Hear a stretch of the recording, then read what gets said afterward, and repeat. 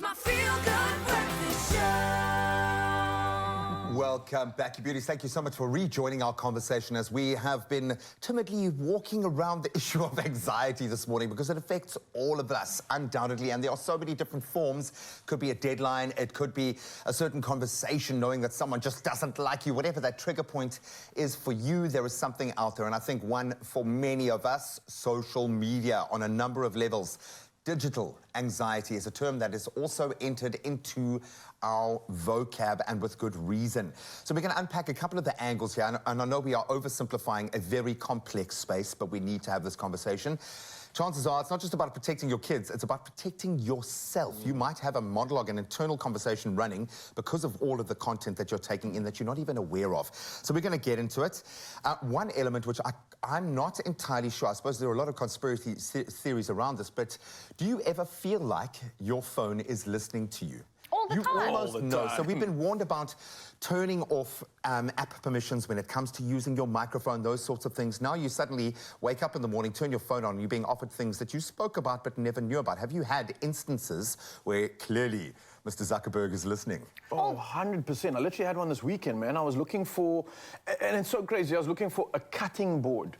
Have the conversation of a cutting board. I'm talking about the wood on the board. Yeah. All of a sudden, my ads on Marketplace, or Instagram, stories, beautiful textured pieces of wood. Like, there's no way. I was never, ever searching for this ever. Now, suddenly this comes my way. You're listening to me for sure. Yeah, it's insane, an actually. algorithm. Yeah. It is. I mean, it's something simple as I was making mention of, oh, I need to, you know, clean this, or this needs to be clean, and then like all these cleaning service ads pop up.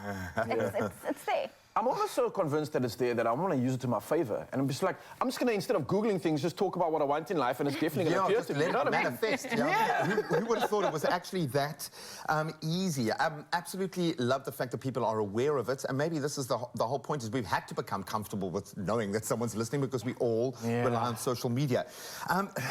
When we look at the actual algorithms, and this is an area that terrifies me because it's not necessarily with intent that something has gone viral, it's just how viral it is. Is this something that stresses you out when so much of the content that's appearing on your timeline, you can see exactly why it's there, you can see other influencers jumping onto trends purely to capitalize on the viral quality of that. Within that, is there space for authenticity? How do you feel about the fact that algorithms are driving the content that we're taking in, not necessarily a want to improve ourselves, grow ourselves? I'm not gonna lie, I'm currently loving it, because if I had to go to my Instagram search or explore tab, it's just black cats and wedding things. So I am here for it. I am loving it because it's literally just cats and wedding inspo. But I do get it, because if you fixate on the health aspect, or perhaps you're following certain models, then constantly all these exercise videos and skinny individuals, and it messes with your mind if it's the wrong algorithm for your mindset. Yeah. Does it suck you in? I call it the vortex. When an algorithm has you, have you found yourself, without even realizing, spending an extra 15, 20 minutes stuck to your phone? Yeah, 100%. Gee, I actually went through a little bit of a situation and I had to action it. I was so overwhelmed and so caught up with everything that was being fed my way that it would consume me, and it turned my day into a very inefficient process, right? So much so that I actually had to do like an overhaul, and I realized like I need to change what I'm subscribing to. I unfollowed every single account on my social media and I redid the whole thing. Oh, wow. I started following accounts that provide more education, following accounts that have no bias when it comes to the news that I get fed. And I started changing what I subscribe to, and that limited that anxiety. It started feeding me with more positivity in the day, and it started making me want to be on that application a little bit more. And I wasn't being consumed, and even if I was being consumed, it was with good stuff. Yeah, it wasn't just losing my day. Yeah, you're growing I had to go through this, man. It was serious, yeah. I love the fact that you can now see clips of, I love science and maths and things like that, like being a pseudo-intellectual. So to see Carl Sagan talking about these things, to actually have that kind of first-hand content, absolutely amazing. Not if it's forcing you to procrastinate.